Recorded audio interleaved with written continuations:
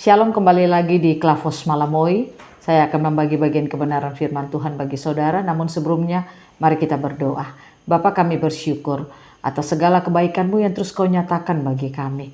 Engkau selalu memberikan kami firman-firman-Mu. Kami percaya bukan saja memberikan kekuatan bagi kami, tetapi membuat kami dapat mengerti tujuan hidup kami daripada Tuhan. Oleh karena itu kami mohon kepadamu, tolonglah kami semua, baik hamba yang menyampaikan kebenaran, bahkan saudara-saudara kami yang mengikuti lewat channel ini. Tuhan memberkati kami, berikanlah kami telinga rohani yang tajam untuk dapat menangkap setiap suara Tuhan yang berbicara kepada kami. Tolonglah kami semua, hanya di dalam nama Tuhan Yesus kami rindu Engkau terus berbicara bagi kami. Amin. Bagian kebenaran firman Tuhan yang saya angkat bagi kita dalam kitab Amsal pada pasalnya yang ke-6, ayatnya yang pertama sampai ayatnya yang ke-11. Demikian bunyi firman Tuhan. Hai anakku, jikalau engkau menjadi penanggung sesamamu dan membuat persetujuan dengan orang lain, jikalau engkau terjerat dalam perkataan mulutmu, tertangkap dalam perkataan mulutmu, buatlah begini, hai anakku, dan lepaskanlah dirimu karena engkau telah jatuh ke dalam genggaman sesamamu. Pergilah, berlututlah, dan desaklah sesamamu itu. Janganlah membiarkan matamu tidur dan kelopak matamu mengantuk. Lepaskanlah dirimu seperti kijang daripada tangkapan, seperti burung daripada tangan pengikat. Hai pemalas, pergilah kepada semut, perhatikanlah lakunya, dan jadilah bijak. Biarlah tidak ada pemimpinnya, pengaturnya, atau penguasanya. Ia menyediakan rotinya di musim panas dan mengumpulkan makanannya pada waktu panen. Hai pemalas, berapa lama lagi engkau berbaring? Bilakah engkau akan bangun dari tidurmu? Tidur sebentar lagi, mengantuk sebentar lagi, melipat tangan sebentar lagi untuk tinggal berbaring. Maka datanglah kemiskinan kepadamu seperti seorang penyerbu dan kekurangan seperti orang yang bersenjata. Demikian jauh pembacaan firman-Nya. Dikatakan berbahagia setiap kita membaca, mendengar, dan melakukan apa kata firman-Nya. Saudara, saya ingin katakan kepada saudara, hendaklah di dalam perjalanan kehidupan kekristenan kita harus menjadi orang yang bijaksana. Alkitab selalu berbicara kepada kita, mengajak saudara dan saya untuk bagaimana kita hidup menjadi orang yang bijaksana. Mengapa? Karena kalau kita menjadi orang bijaksana, maka kita akan melihat hari-hari hidup kita itu akan penuh dengan bahagia. Nah, oleh karena itu saudara, kita diajak untuk jangan menjadi seorang yang pemalas. Pemalas di sini tidak berbicara soal fisik malas bekerja saja, tetapi pemalas di sini dimaksudkan, orang yang malas di sini dimaksudkan adalah orang yang tidak bisa melihat apa yang harus dia lakukan di dalam perjalanan kehidupannya. Saya ingin katakan bagi saudara, kehidupan kita hari esok ditentukan lewat hari ini. Kalau hari ini kita baik, maka hari esok pun kita akan menjadi baik. Sebaliknya, kalau hari ini tidak baik, kita tidak melakukannya dengan baik, kita tidak berhikmat dalam melakukannya, maka hari esok pun akan menjadi tidak baik. Contoh, seorang anak sekolah, kalau dia mau menjadi anak yang nanti lulus ke depan, mendapat hasil yang baik, bisa naik kelas, maka hari ini dia harus belajar dengan baik. Kalau dia tidak belajar dengan baik, maka besok ke depan dia tidak akan bisa mendapat hasil yang baik. Bahkan mungkin dia tidak naik kelas, bahkan mungkin tidak lulus. Tetapi ketika dia bisa belajar, dia bisa disiplin, ikut aturan, bisa buat PR dan lain sebagainya, maka dia akan menjadi anak yang berhasil ke depan. Nah, oleh karena itu firman Tuhan mengajar kita untuk bagaimana kita hidup. Jangan menjadi orang yang malas, tetapi kita harus rajin, artinya kita harus bijaksana dalam perjalanan kehidupan kita. Nah, oleh karena itu saudara, firman Tuhan mengajak saudara dan saya, mari kita belajar dari semut. Kenapa kita disuruh belajar dari semut? Alkitab mencatat ada beberapa hal yang dilakukan oleh semut. Yang pertama, semut itu tidak memiliki pemimpin, tetapi dia bisa memimpin dirinya sendiri. Dia bisa tahu apa yang harus dia lakukan dalam kehidupannya. Yang kedua, semut menyediakan roti pada musim panas, sehingga pada musim hujan, semut itu tidak lagi mencari roti, dia tinggal menikmati rotinya. Yang ketiga, semut mengumpulkan makanan pada waktu panen, sehingga pada waktu susah dia tidak lagi mengumpulkan makanan, tapi makanannya itu sudah ada. Nah, oleh karena itu, kenapa kita disuruh belajar dari semut? Di sini tidak melihat soal bekerja secara fisik, tetapi bagaimana kita bisa menyiapkan hari-hari kita baik sekarang ini. Kita hidup menjadi orang bijaksana sehingga ke depannya kita akan menjadi orang-orang yang berbahagia. Kalau kita baca lewat bagian kebenaran firman Tuhan, kita selalu diingatkan hidup menjadi orang bijaksana. Kalau kita baca Matius pasal 7 ayat 24 sampai 27, dikatakan orang bijaksana adalah orang yang membangun rumah di atas batu. Datang hujan, banjir, badai, rumahnya itu akan kokoh. Tapi orang bodoh, orang yang membangun rumah di atas pasir. Datang hujan, banjir, badai, rumahnya itu akan hancur. Artinya, kalau kita menjadi orang bijaksana, kita akan tahu apa yang harus kita lakukan sekarang. Kita akan tahu apa yang harus kita kerjakan sekarang sehingga hari hidup kita ke depan itu akan menjadi baik.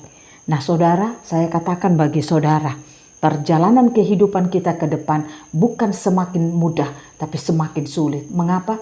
Saudara dan saya saja tidak tahu COVID ini kapan berlalu. Kita saja tidak tahu dampak dari COVID ini apakah akan semakin susah ataukah membuat hidup kita semakin baik. Itu kita tidak tahu semuanya. Contoh, banyak orang yang selama ini bekerja baik-baik, tiba-tiba dia berhenti dari pekerjaannya. Banyak orang yang selama ini memiliki pendapatan yang baik, tiba-tiba pendapatannya menurun. Dan itu terjadi dalam kehidupan orang Kristen. Dan saya katakan bagi saudara, Alkitab mencatat kalau saudara tidak menjadi orang bijaksana, maka hidupmu ke depan itu, saudara tidak tahu apa yang harus saudara lakukan. Tapi kalau hari ini saudara tahu apa yang harus saudara lakukan, maka ke depannya nanti hidupmu akan bahagia. Oleh karena itu, mari kita hidup menjadi orang yang bijaksana. Sehingga perjalanan kehidupan kita ke depan itu akan membuat kita semakin hidup berbahagia. Pertanyaannya, karena itu bagaimana caranya supaya kita bisa hidup menjadi orang yang bijaksana? Yang pertama, kalau saudara mau supaya saudara hidup menjadi orang yang bijaksana, rasa haus dan lapar akan firman harus menjadi bagian hidupmu. Artinya engkau harus memiliki rasa haus dan lapar akan firman Tuhan. Saya katakan bagi saudara, firman ketika penuh dalam hidup kita, hikmat akan kita miliki. Hikmat itulah yang membuat kita bisa melihat apa yang Tuhan mau kita lakukan di dalam perjalanan hidup kita, sehingga kita tahu apa yang terjadi di depan nanti, sehingga hari ini kita akan mempersiapkan hidup kita dengan sebaik-baiknya. Contoh saudara, kalau saudara orang Kristen yang malas dengar firman, saudara orang Kristen yang tidak suka dengar firman, saudara orang Kristen yang tidak mau ditegur oleh firman atau tidak mau dibentuk oleh firman, saya katakan bagi saudara, engkau tidak akan menjadi orang Kristen yang kuat di dalam Tuhan. Karena apa? Engkau tidak mengerti hati Tuhan. Sehingga perjalanan hidupmu ke depan itu saya pastikan tidak akan bertambah baik, tapi engkau akan mengalami kesulitan ke depan. Tapi kalau hari ini engkau mau firman membentuk hidupmu, firman menegur engkau hidup seperti apa kata firman, maka saya percaya Tuhan akan berbicara kuat dalam hidupmu dan engkau akan mendapat hikmat Tuhan. Sehingga engkau akan tahu ketika ada masalah di depan, engkau akan tahu apa yang harus engkau lakukan. Yang kedua, bagaimana supaya saudara bisa hidup menjadi orang yang bijaksana? Yang kedua, saudara harus mau untuk mentransformasi pikiranmu. Saya katakan kepada saudara, pikiran kita harus ditransformasi karena pikiran kita ini selalu berpikir tentang kedagingan. Makanya ketika pikiran kita ini penuh dengan kedagingan, kita tidak akan pernah hidup menjadi orang yang bijaksana. Seperti tadi Alkitab katakan, orang bijaksana adalah orang yang mendengar firman dan melakukannya. Bagaimana saudara mau menjadi orang yang bijaksana kalau pikiranmu itu belum ditransformasi? Contoh, hatimu ketika engkau mendengarkan firman, rohmu bisa berkata ya untuk firman, aminkan firman. Tapi pikiranmu bisa mengatakan mana mungkin itu bisa terjadi. Nah itulah yang membuat pikiran kita harus ditransformasi sehingga pikiran kita akan sama dengan roh kita yang baru. Pikiran kita akan menjadi pikirannya Kristus. Nah oleh karena itu pasti kita akan mampu hidup menjadi orang yang bijaksana. Yang ketiga, kalau kita mau supaya kita hidup menjadi orang yang bijaksana, kita harus selalu suka akan hal-hal rohani. Saudara harus jadi orang Kristen yang suka akan hal-hal rohani. Suka akan hal-hal rohani sini bukan untuk suka dengar lagu-lagu rohani saja, atau saudara suka nonton film-film rohani saja, bukan. Suka akan hal-hal rohani artinya saudara suka membangun hidupmu dengan Tuhan. Engkau suka untuk terus berdoa, engkau suka membaca firman Tuhan, engkau suka beribadah, engkau suka mencari Tuhan dengan sungguh-sungguh dalam hidupmu. Itulah kesukaan akan hal-hal rohani. Jadi untuk apa kalau saudara suka dengar lagu rohani tapi hidupmu itu tidak benar untuk Tuhan? Tidak ada gunanya.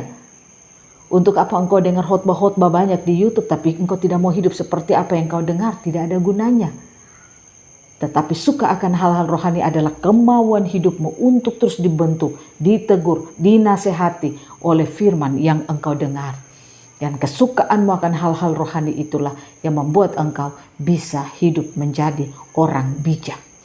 Oleh karena itu saudara, nasihat Amsal bagi kita, hiduplah sebagai orang bijak. Kalau kita hidup menjadi orang bijaksana, maka yang akan kita alami dalam hidup kita. Yang pertama, kita tidak akan hidup di atas pengertian kita, tapi kita akan hidup di atas pengertiannya Tuhan. Artinya, pikiran kita ini tidak akan pernah lagi yang memimpin kita, tapi Tuhanlah yang akan memimpin seluruh kehidupan kita. Sehingga kita tidak hidup dengan kedagingan kita, tetapi kita akan hidup dengan apa maunya Tuhan. Tuhan maunya apa, itu yang kita lakukan. Dan itulah yang membuat tanda bahwa dia itu adalah orang yang bijaksana. Yang kedua, kalau orang yang hidupnya bijaksana, dia akan mampu berkata iya kepada setiap keadaan dan kondisi yang ia alami. Artinya, mungkin COVID ini bisa berjalan terus. Mungkin masalah dampak dari COVID ini terus ada. Tetapi kesulitan-kesulitan yang dia alami, orang yang bijaksana tidak pernah bergumul kepada Tuhan. Tuhan, kenapa begini Tuhan? Kenapa sulit Tuhan? Kenapa susah Tuhan? Tapi dia akan berkata, Tuhan, berikan aku hikmat, kekuatan untuk menghadapi masalah-masalahku. Nah, itulah orang yang bijaksana. Dia akan mampu melihat semua masalah dari kacamata imannya kepada Tuhan. Dan ketiga, kalau kita hidup menjadi orang bijaksana, maka hikmat akan Tuhan berikan bagi kita. Kita akan bisa mendapatkan hikmat. Kalau sudah hidup menjadi orang bijaksana, hikmat akan diberikan bagi saudara. Apa itu hikmat? Hikmat itu adalah jalan keluar. Jalan keluar itu Tuhan akan berikan bagi hidup kita. Ada masalah, Tuhan berikan jalan keluar. Ada kesulitan, Tuhan berikan jalan keluar. Dan ingat, hikmat itu hanya berasal dari Allah, tidak dari yang lain. Tokoh hikmat pun tidak menjual hikmat bagi saudara. Tetapi hikmat itu diberikan Tuhan di dalam hidupmu. Oleh karena itu jadilah orang Kristen, jadilah anak-anak Tuhan yang hidup menjadi orang yang bijaksana. Sehingga hari-hari kita akan berbahagia. Seperti tadi dikatakan lewat nasihat Amsal, belajar dari semut. Bagaimana semut itu bisa mempersiapkan apa ke depan sehingga dia tidak menjadi orang yang malas. Tuhan Yesus memberkati kita, firman-Nya jadi berkat bagi kita di bulan bina keluarga ini. Sehingga mari sebagai keluarga-keluarga Kristen, kita bangun terus hidup kita dengan Tuhan. Kita bangun kehidupan kita lebih sungguh-sungguh kepada Tuhan. Sehingga kita akan menjadi orang yang bijaksana. Tuhan Yesus memberkati kita. Mari kita berdoa. Bapa, terima kasih. Kami rindu untuk menjadi orang yang bijaksana. Roh Kudus tolong kami. Mampukanlah kami agar kami mampu menjadi orang yang bijaksana. Tolonglah kami sehingga di dalam hari-hari hidup kami tidak seperti si pemalas yang selalu tidur, yang selalu hanya santai dan tidak melihat apa yang harus disiapkan sekarang, sehingga kami tidak mau hari-hari hidup kami ke depan itu menjadi sulit.